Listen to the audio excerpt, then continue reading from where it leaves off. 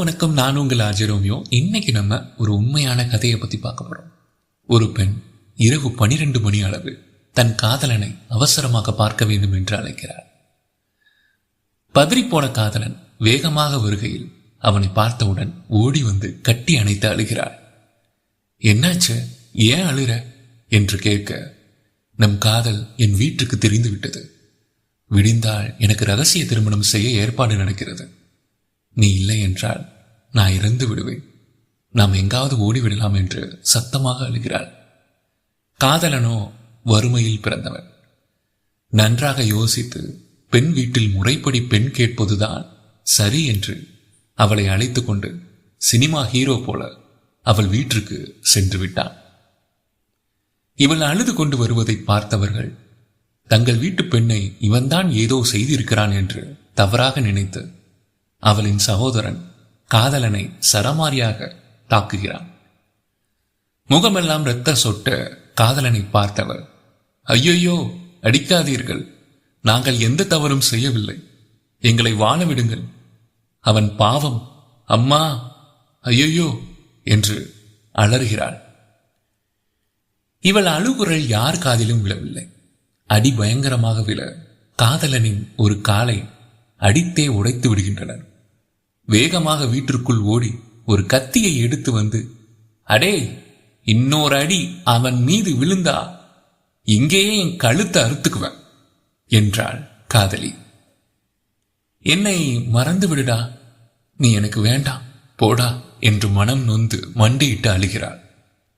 மெதுவாக நகர்ந்து வந்த காதலன் சொல்கிறான், நீ அழாதம்மா, இப்போதான் எனக்கு ரொம்ப வலிக்குது என்று மயங்கி போனான். அழுது அழுது காதலியும் அவன் மீது மயங்கி விடுகிறாள். தன்னுடைய முதல் காதல், அதாவது இவ்வளவு கதையையும் தன் மனைவியிடம் சொல்லி அழுகிறான் அந்த காதலன்.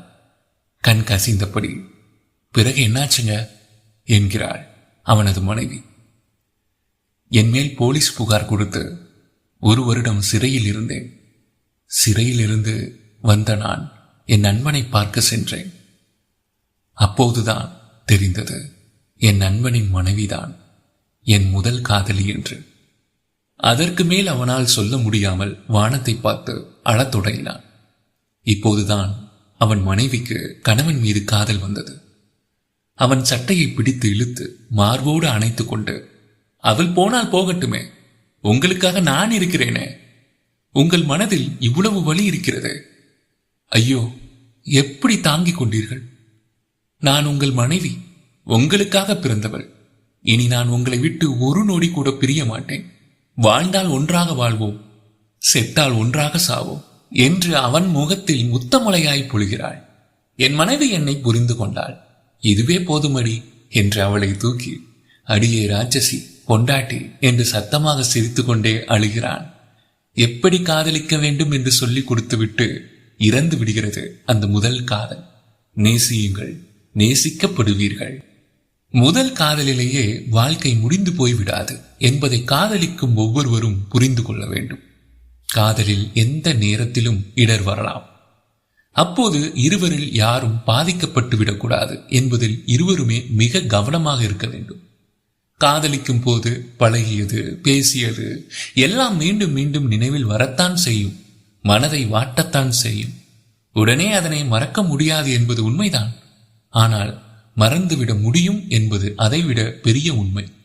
அந்த உண்மையை உணர பொறுமையும் நிதானமும் குடும்பத்தினரின் மீதான அக்கறையும் மிக அவசியம். நம்ம சைட் டிப்ஸ் இன் தமிழ் சேனலை சப்ஸ்கிரைப் பண்ணிக்கோங்க. அப்படின்னா தான் இந்த மாதிரி சைக்காலஜிக்கல் சம்பந்தமான வீடியோஸ் உங்களுக்கு தேடி வரும். நன்றி.